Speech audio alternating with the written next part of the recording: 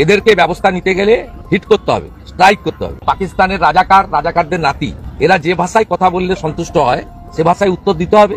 কিছুদিন সময় আরো লাগবে। বৈধ প্রধানমন্ত্রী হাসিনা ওয়াজেদ বৈধভাবেই বাংলাদেশের দায়িত্ব নিয়ে নেবেন। আমরা তো প্রথমেই দেখলাম 5ই আগস্টের পরের দিনই কি করে ইসলামী ব্যাংকগুলো আপনারা দখল করেছেন। এটা কি জনগণ দেখেনি? এটা তো জনগণ দেখেছে। আর আজকে বড় বড় কথা বলেন, কলঙ্কলে পৌঁছে। ফুলকপি রিজভির উপরে খেপে গেছে জামাত নেতারা। সাপ এবং সাপের লড়াই শুরু হয়ে গেছে। আমি জানতাম এটা ঘটবে, কারণ ক্ষমতার ব্যাপারে ইতিমধ্যে সমন্বয়কদের কথা ইঙ্গিত পেয়েছেন। 31শে ডিসেম্বর তারা দ্বিতীয় বিপ্লব শুরু করবে এবং সেই বিপ্লবে কি হবে ইতিমধ্যে আমরা কিছু তথ্যসূত্র হাতে পেয়েছি। সেই সূত্র অনুযায়ী বলছে দ্বিতীয় বিপ্লবে এই সমন্বয়করা জামাত ইসলামের সহযোগিতায় 72 হঠাৎ করে শেখ হাসিনা ক্ষমতা আসার ঘোষণা। এবার কি তাহলে অন্তর্বর্তী সরকারের প্রধান উপদেষ্টা ডক্টর মোহাম্মদ ইউনূস ক্ষমতা থেকে চলে যাবেন? আসসালামু আলাইকুম। আওয়ামী লীগ সরকার শেখ হাসিনা পালিয়ে যাওয়ার পর বর্তমানে ক্ষমতা আছেন অন্তর্বর্তী সরকারের প্রধান উপদেষ্টা ডক্টর মোহাম্মদ ইউনূস। আরে ডক্টর মোহাম্মদ ইউনূস ক্ষমতা থাকাকালীন আজকে সারা বাংলাদেশে চাঞ্চল্যের ঘটনা ঘটেছে। তার মধ্যে থেকে আমি আপনাদেরকে এমন কিছু গুরুত্বপূর্ণ ভিডিও করে দেখাবো যা দেখলে আপনারা সত্যি রীতিমতো অবাক হয়ে যাবেন। তাই বলছি সম্পূর্ণ ভিডিও পুরো যদি আমার সাথে দেখবেন তাহলে সবকিছু বুঝতে পারবেন ইনশাআল্লাহ। চলুন আজকে সেই কাঙ্ক্ষিত ভিডিও পড়তে আমরা প্রমাণ সহকারে দেখে আসি। এদেরকে ব্যবস্থা নিতে গেলে হিট করতে হবে, স্ট্রাইক করতে হবে। পাকিস্তানের রাজাকার, রাজাকারদের নাতি, এরা যে ভাষায় কথা বললে সন্তুষ্ট হয় সে ভাষায় উত্তর দিতে হবে। কিছুদিন সময় আরো লাগবে। বৈধ প্রধানমন্ত্রী হাসিনা ওয়াজেদ বৈধভাবেই বাংলাদেশের দায়িত্ব নিয়ে নেবেন। গণতন্ত্র, ধর্মনিরপেক্ষতা, সংবিধান, সকলের অধিকার, যা বঙ্গবন্ধু শেখ মুজিব যে রাস্তা দেখিয়েছিলেন সেই রাস্তাতেই ভবিষ্যতের বাংলাদেশ এগোবে।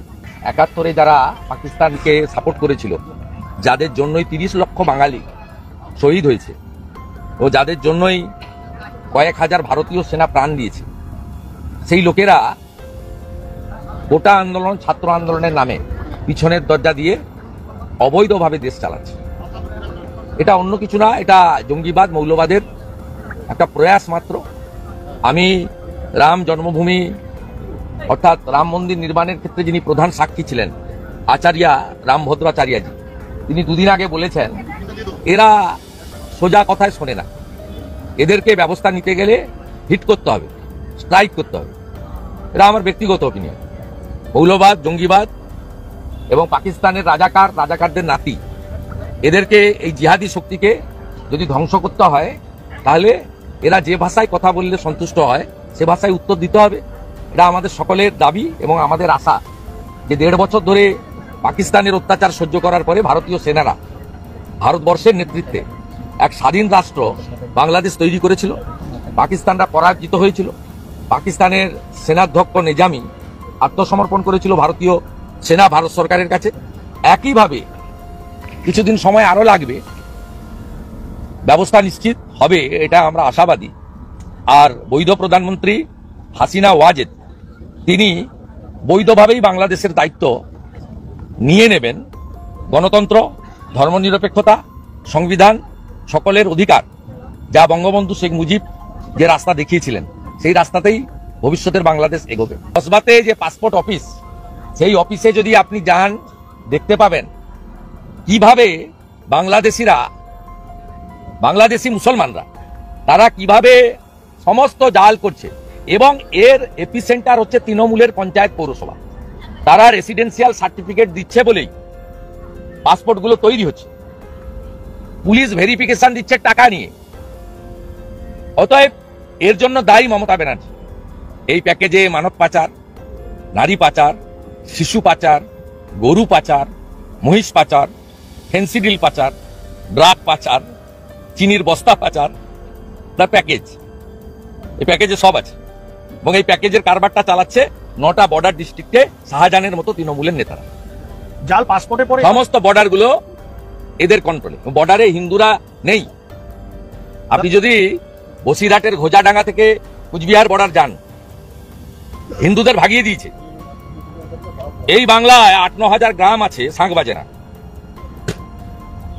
মুর্শিদাবাদ, মালদাতে, নদিয়ার একটা প্রান্তে, করিমপুর, কালীগঞ্জে হিন্দুদের জমি জলের দামে বেচে পালিয়ে আসতে হচ্ছে। ফুলকপি রিজভির উপরে খেপে গেছে জামাত নেতারা। সাপ এবং সাপুরের লড়াই শুরু হয়ে গেছে। আমি জানতাম এটা ঘটবে, কারণ ক্ষমতার ব্যাপারে কেউ কাউকে ছাড় দেয় না। এর আগে যখন আমি বলেছিলাম যে একদিন এই জামাত এবং শিবির বিএনপি সাথে সরাসরি সংঘর্ষে লিপ্ত হবে, আপনারা বিশ্বাস করেন নাই। কিন্তু দিন যতই যাবে ততই জামাত এবং বিএনপি সাপ ও সাপুরের লড়াই যেমন শুরু হয় তেমন শুরু হবে। যদি এরা একসময় পরস্পরকে ছাড়া চলতে পারত না, কিন্তু এখন শুরু হয়ে গেছে তাদের লড়াই। এই সাপও নাই। আগে শুনি রুহুল কবির রিজভী কি অভিযোগ করেছেন জামাতের বিরুদ্ধে। রুহুল কবির রিজভী জামাতের বিরুদ্ধে অভিযোগ করেছেন যে জামাত ৭১-এ মুক্তিযুদ্ধ বিরোধী ছিল, এটা যেন তারা ভুলে না যায়। আরো কি বলেছে তিনি? আরো বলেছেন যে ১৯৭১ সালে কেবল তারা মুক্তিযুদ্ধ বিরোধিতাই করে নাই, তারা আওয়ামী লীগের আমলে দখল করা ইসলামী ব্যাংকে নিজেরাই এখন বেদখলে নিয়েছে। কি করেছে? আওয়ামী লীগের দখলে থাকা ইসলামী ব্যাংক এখন জামাত নিজেই দখলে নিয়েছে। আচ্ছা, আরো কি অভিযোগ আছে আমরা শুনি। এই রুহুল কবির রিজভী আরো বলেছেন যে জামাত হচ্ছে একটা মুনাফিক দল, জামাত হচ্ছে একটা বেঈমান দল। রুহুল কবির রিজভী যে প্রথম বলেছেন তা কিন্তু না। বিএনপির সবচেয়ে বড় কাণ্ডারি, বিএনপি যার নাম এখন টিকে আছে, সেই খালেদা জিয়া নিজেই একবার বলেছিলেন অনেক আগে যে জামাত হচ্ছে একটা বেঈমান এবং মুনাফিক দল। সবাই শুধু ওই যে ১৯৯০ দশকে আওয়ামী লীগকে বলেছিল যে আওয়ামী লীগ বেঈমান, আওয়ামী লীগ মুনাফিক, তাই না? কিন্তু তারপরে যে জামাতের কথা বলেছে জামাত একটা বেঈমান দল, এই কথাটা মার্কেটে প্রচার করা হয় নাই। যেভাবে আওয়ামী লীগের বিরুদ্ধে বিএনপি বলে থাকে, খালেদা জিয়া বলেছেন আওয়ামী লীগ হচ্ছে বেঈমান, তা আওয়ামী লীগ কেন জামাত কেউ তো বেঈমান বলেছে, মুনাফিক বলেছে, সেই কথাটা আপনারা কেন প্রচার করেন না? এটা আমি একবার কয়েক বছর আগে একটা পোস্ট দিয়েছিলাম, তার কারণে অনেকে আমার উপরে মনক্ষুণ্ণ, আবার রিপিট করার কারণে আরো মনক্ষুণ্ণ। তারা মনে করে আমি ইসলাম ও জাতীয়তাবাদের মধ্যে ঝগড়া লাগাই দিতে চাই। আরে বাবা, জাতীয়তাবাদ ইসলামের সাথে তো ঝগড়া আগে থেকেই আছে, ইসলামের সাথে তো জাতীয়তাবাদের সম্পর্ক নেই, ইসলাম জাতীয়তাবাদ মানে না, এটা তো নতুন কিছু না। জামাত ইসলাম যেমন ১৯৭১ সালে মুক্তিযুদ্ধ বিরোধিতা করছে, কথা বললে অনেকে মনক্ষুণ্ণ হন, ২-৪ জন আওয়ামী লীগের লোক মনক্ষুণ্ণ হন। বিএনপির লোকের তামাকের জন্য বিএনপির লোক তো খেপাই, জামাতে তো খেপা থাকবেই, তাদের খেপা উচিত আমার উপরে, কারণ আমি তো তাদের মুখোশ উন্মোচন করি এবং করতেই থাকবো যতদিন জিন্দা হয়। যেতনা দিন শেখ করে জিন্দা হয়, জামাতের মুখোশ উন্মোচন করবেই, মুক্তিযুদ্ধ বিরোধীদের মুখোশ উন্মোচন করবে, চিঙ্কুবামদের মুখোশ উন্মোচন করবেই। পারলে তোমরা ঠেকায়ও, পারবা না। জনগণকে আমি যথেষ্ট সচেতন করে ফেলেছি, জনগণ এখন বুঝে গেছে চিঙ্কুবাম এবং জামাতিদের মুখোশ জনগণের, বাংলাদেশের জনগণের কাছে এখন উন্মুক্ত, যে এরা কত বড় চিটার, বাটপার, স্বাধীনতা বিরোধী। মূল প্রসঙ্গে আবার ফিরে আসি। শুধুমাত্র যে রুহুল কবির রিজভী অভিযোগ করেছেন তা না, বিএনপির চেয়ারপারসন খালেদা জিয়া বলেছেন জামাত একটা বেঈমান এবং মুনাফিকের দল। তা বারবার প্রমাণিত হয়েছে, ভবিষ্যতে হবে। এই জামাত বিএনপির কাঁধে চড়ে নিজেদের প্রতিষ্ঠিত করে কিছুটা আওয়ামী কাঁধেও চড়েছিল। বিএনপির কাঁধে 90%, আওয়ামী লীগের কাঁধে 10%, এই 100% কাঁধে চড়ে জামাত নিজেকে মহিরু হিসেবে প্রকাশ করেছে, যদিও সে আসলে কিছু না। জামাত আসলে কাগজে বাঘ, জামাত হচ্ছে কাগজে বাঘ। যদি তার পিছনে সেনাবাহিনী না থাকে, পাকিস্তানে আইএসআই না থাকে, সে কাগজে বাঘের চেয়ে বড় কিছু না। এবং এটা বারবার প্রমাণিত, আবারও প্রমাণিত। এই যে এখন শেখ হাসিনা পুলিশ নিয়ে থাকলে দোষ, কিন্তু এই তথাকথিত এনজিওগ্রাম সরকার আর্মি নিয়ে ঘুরে, এই নাবালকেরা আর্মি নিয়ে ঘুরে, এই নাবালক মন্ত্রীরা, হরিকোটার মন্ত্রীরা, তারপরে মার্কিন এবং আইএসআই কোটায় প্রধান উপদেষ্টা আর্মি ছাড়া চলতে পারে না 1 সেকেন্ড। এরা জানে আর্মি না থাকলে পুলিশ দিয়ে ওরা টিকতে পারবে না, পাবলিক তাদের পেটাবে, পাছায় লাথি দিবে, এটা তারা ভালো করেই জানে, তাই আর্মি নিয়ে ঘুরে আর বলে শেখ হাসিনা ফেসিস্ট। যাই মূল প্রসঙ্গে আসি, সাপ ও সাপুরের লড়াই। অর্থাৎ বিএনপি এখানে সাপুরে, জামাত হচ্ছে সাপ। এরা পরস্পরকে এতদিন খেলে আসছে, এবার নিজেরা লেগে গেছে। ক্ষমতার মায়া, বড় মায়া গো, কই কিসি কেউ ছাড় নেই দিতে হয়। কেউ কাউকে জায়গা দিবে না, বাপ বেটাকে ছাড়ে না, ওলা বাপকে ছাড়ে না, এটাই হচ্ছে ক্ষমতার মোহ। তো জামাত ক্ষমতার মোহে অন্ধ হয়ে তার যে আব্বা হাতি ছিল, বিএনপির কাঁধে ছিল, এখন মনে করতেছে অনেক বড় দেখা যায়, হাতির উপরে ছিলাম, নামলে আর কি না বাবা, নেমে দেখো না, শুধু বিএনপির কাঁধে থেকে নেমে দেখো না, 2টা সিটের উপরে তোমরা চিন্তা সিট পাবা না, যতই চাপাবাজি মারো, বাংলাদেশের জনগণ কোনোদিনই জামাতকে ক্ষমতায় আনবে না, নিশ্চিত থাকতে পারে না তারা। আর আমি আগেও যেটা বলেছিলাম, বিএনপি এবং জামাতের সংঘর্ষ অনিবার্য, কারণ ক্ষমতার মোহটা বড় মারাত্মক। বিএনপি অভিযোগ করেছে যে তারা বাংলাদেশের ইসলামী ব্যাংক এখন আওয়ামী লীগের বদলে তারা দখল করেছে, মুক্তিযুদ্ধে তাদের ভূমিকা বিতর্কিত এবং তারা স্বাধীনতা বিরোধী সেটা মনে করে দিয়েছেন। যদিও খোদ এই রেজভী সাহেবের বিরুদ্ধে রাজাকারের অভিযোগ আছে, কিন্তু এখন তিনি নিজে অভিযোগ করতেছেন। অথচ আমি যদি জামাতের বিরুদ্ধে অভিযোগ করি তখন আমার দোষ হয়ে যায়। এখন বলি, কেন জামাত এত ক্ষেপে গেল বিএনপির উপরে? আর জামাত কেন বিএনপির উপরে ক্ষেপলো, বিএনপি কেন জামাতের উপরে ক্ষেপে গেল? কারণটা কি? কারণ হচ্ছে জামাত বলেছে যে যারা আগামীতে ক্ষমতায় যাবে তারা চাঁদাবাজিতে লিপ্ত। মানে বিএনপিকে ইঙ্গিত করেছে এবং তারা পাগল হয়ে গেছে ক্ষমতায় যাওয়ার জন্য। এটা হলো জামাতের বক্তব্য। জামাতের বক্তব্য হলো যে বিএনপি কেন ক্ষমতা ইলেকশন চায়, এটাও তাদের অপরাধ।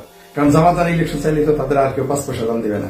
তো বিএনপি ইদানিং ইলেকশন চাচ্ছে, এই জন্য তাদের দেমাগ গরম হয়ে গেছে, পাগল হয়ে গেছে, পাগলা কুত্তা হয়ে গেছে জামাত। তাই উল্টাপাল্টা বলা শুরু করছে যে বিএনপি চাঁদাবাজি শুরু করে দিয়েছে, যারা ক্ষমতা যাবে তারা চাঁদা। এই সাদা বিএনপির বিরুদ্ধে চাঁদাবাজের অভিযোগ আনার কারণে রুহুল কবির রিজভী পর্দাফাশ করে দিয়েছে। রুহুল কবির রিজভী কি করেছে যে বিএনপি সব দখল করতে চায়। এবার বিএনপি নেতা বলে দিয়েছে যে জামাতই তো সবার আগে ইসলামিক ব্যাংক দখল করে বসেছে। কিন্তু জামাত এখন এই রুহুল কবির রিজভীর বক্তব্যের প্রতিবাদ করে বলতেছে যে ইসলামিক মায়ের কোলে ফিরে এসেছে। তাহলে আমার কথা ঠিক যে জামাতের কোলে জামাতের সন্তান হল ইসলামী ব্যাংক, ঠিক আছে? আমি আগে বলছি এই ইসলামী ব্যাংক বন্ধ করে দিতে হবে বাংলাদেশে।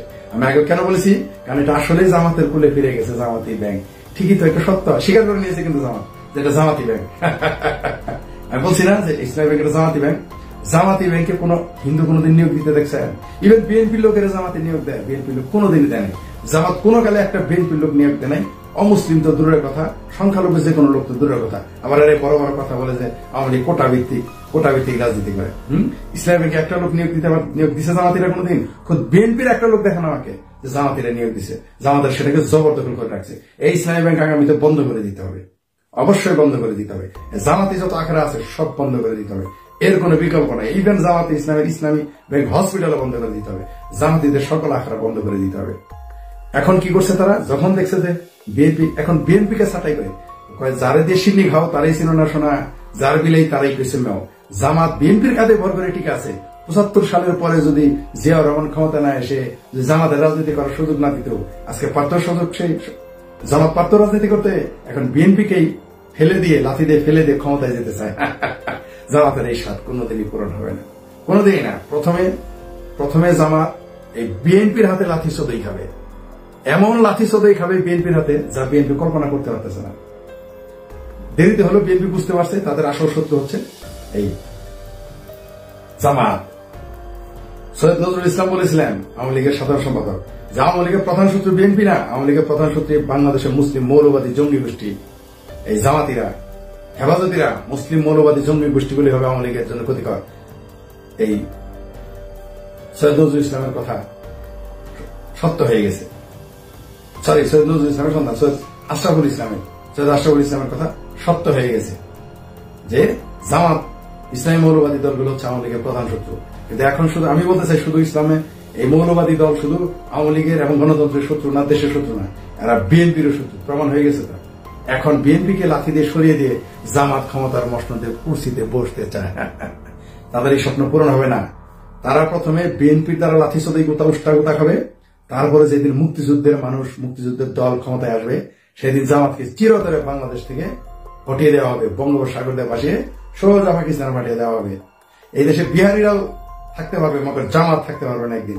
আমি বলে দিলাম, আপনারা মনে রাখবেন, এই জামাত যে মুনাফেক এবং শত্রু, জাতির শত্রু, ধর্মের শত্রু, এখন প্রমাণ হয়েছে। তো শুধু তো আমাকে আপনারা গালি দেন, রিজভী সাহেবকেও দুষে লাভ নাই, খালেদা জিয়াকেও দুষে লাভ নাই যে জামাত ইসলামকে মুনাফেক করেছে। জামাত ইসলাম তো আসলেই মুনাফেক, যে দেশের স্বাধীনতার সাথে মুনাফিকি করছে, গাদ্দারি করছে, দেশের জনগণের সাথে অবশ্যই মুনাফেক।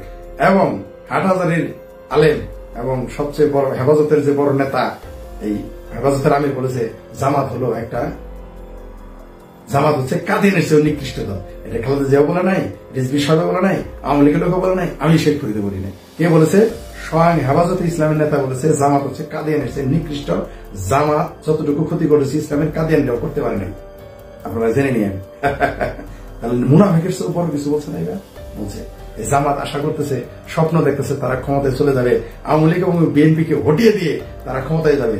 সেনাবাহিনীর কাঁধে চড়ে, আমেরিকার আঙুল ধরে, পাকিস্তানের আইএসআই কাঁধে চড়ে ক্ষমতায় থাকবা, অত নালি আর দেশের না। একটু জামার পরে ভাষায় বলি, অত তেল চালায় ক্ষমতা যেতে পারবে না। অচিরেই এই জামাতের বিরুদ্ধে এই দেশে একটা এমন বিপ্লব হবে যে প্রথমে উড়ে যাবে হাওয়ার মতো, বাতাসের মতো, খড়কুটোর মতো পুরো চলে যাবে জামাত। এই বাংলাদেশে জামাতের জায়গা হবে না। আর আওয়ামী লীগ বিএনপিকে মাইনাস করে জামাত ক্ষমতায় যাওয়া এই হানাদার বাহিনীর দোসরেরা, যারা 30 লক্ষ খুনের সাথে, হত্যার সাথে জড়িত, যারা 5 লক্ষ নারী ধর্ষণের সাথে জড়িত, বাংলাদেশের জনগণ কোনোদিনই জামাতকে ক্ষমতায় মেনে নেবে না। এরা বড় জোরে 1-2টা সিট পাবে, সেই জন্য দেখবেন নির্বাচনের কথা বলে না, কখনো অনুপাতে নির্বাচন বলে। এইরকম বদমাইশি এখন স্বপ্ন দেখতেছে। শেখ হাসিনাকে তো সরাই দিছে অন্য দেশে, এখন খালে তারেক রহমানও বিদেশে। এখন তো বুঝতে পারছেন, আমি যে বলি জামাতের ষড়যন্ত্র তারেক রহমান আসতে পারে না, এখন বুঝতে পারছেন তো? আস্তে আস্তে আরো বুঝবেন। জামাত এই বাংলাদেশের জন্য কোন ক্ষতিকর, কোনোদিনই বাংলাদেশের পক্ষে তারা কাজ করবে না। এই জামাত বাংলাদেশের গণতন্ত্রের জন্য ক্ষতিকর, এই জামাত আওয়ামী লীগের জন্য অবশ্যই ক্ষতিকর, এই দেশের জামাত বাংলাদেশের পতাকার জন্য ক্ষতিকর, বিএনপির জন্য ক্ষতিকর, বাংলাদেশের গণতন্ত্রের জন্য ক্ষতিকর, বাংলাদেশের সংবিধানের জন্য ক্ষতিকর, বাংলাদেশের ইতিহাস সংস্কৃতির জন্য জামাত ক্ষতিকর। একে লাথি দিয়ে দেশ থেকে তাড়ানো হবে এদের একসময়। সেই জন্য তো সম্মানিত দর্শক, তো আশা করছি আপনারা সম্পূর্ণ ভিডিও ফুটেজটা মনোযোগ সহকারে দেখেছেন। শেখ হাসিনা পালিয়ে যাওয়ার পর নোবেল অন্তর্বর্তী সরকারের প্রধান উপদেষ্টা ক্ষমতা থাকাকালীন আজকে যেসব চাঞ্চল্যকর ঘটনা ঘটেছে তার মধ্যে থেকে আমি আপনাদেরকে যেসব বাছাই করা ভিডিও ফুটেজগুলো দেখিয়েছি তাও বুঝতে পেরেছেন। এই বিষয়ে আপনাদের একটি গুরুত্বপূর্ণ মতামত অবশ্যই কমেন্ট করবেন। চলুন আমরা এই বিষয়ে আরো একটা গুরুত্বপূর্ণ ভিডিও ফুটেজ প্রমাণ সহকারে দেখে আসি। পেয়েছেন 31শে ডিসেম্বর তারা দ্বিতীয় বিপ্লব শুরু করবে এবং সেই বিপ্লবে কি হবে ইতিমধ্যে আমরা কিছু তথ্যসূত্র হাতে পেয়েছি। সেই সূত্র অনুযায়ী বলছে দ্বিতীয় বিপ্লবে এই সমন্বয়করা জামাত ইসলামের সহযোগিতায় 72 সংবিধানকে বাতিল করে তারা বিপ্লবী সংবিধান প্রণয়ন করবে এবং সেই সংবিধানের আন্ডারে এরা 158 জন, আজকে নিউজ 24 এ খবর হচ্ছে তারা ঘোষণা করেছে 158 জন শপথ নিবে। তো এখানে প্রশ্ন হলো যে সংবিধান যদি বাতিল করে দেয় সাথে সাথেই রাষ্ট্রপতির পদটা খারিজ হয়ে যাবে অবৈধভাবে, কারণ যেহেতু এদের কোনো সাংবিধানিক বা লেজিটিমেট কোনো ব্যাপার স্যাপার এখানে নাই, তারা ইচ্ছা মতো একটা গ্রুপ, সশস্ত্র গ্রুপ একত্রিত হলো এবং সেখান থেকে একটা সংবিধানকে বাতিল করে দিল। আচ্ছা ধরে নিলাম তারা বিপ্লবী সরকার করবে, তাহলে রাষ্ট্রপতি বাতিল হয়ে যাবে এবং ইউনূসের শপথ সেটাও বাতিল হয়ে যাবে এবং যারা উপদেষ্টা তাদের শপথও বাতিল হয়ে যাবে। অর্থাৎ বর্তমান যে উপদেষ্টারা আছে তারা সম্ভবত বাতিল হয়ে যাবে, যেহেতু 158 জন সমন্বয়ক শপথ নেবে। সুতরাং এরা বিভিন্ন উপদেষ্টা পদে হয়তো যা বিপ্লবী সরকারের ইয়াতে সংবিধানে এদেরকে কি নামে আখ্যায়িত করা হবে সেটা এখনো স্পষ্ট নয়। তবে তারা হ্যাঁ উপদেষ্টা জাতীয় কিছু হবে, ক্ষমতার মসনদে তারা বসবে, ক্ষমতাকে চিরস্থায়ী করবে এবং বিএনপি কিন্তু এর সাথে নাই, আমরা একটা ইঙ্গিত পাচ্ছি।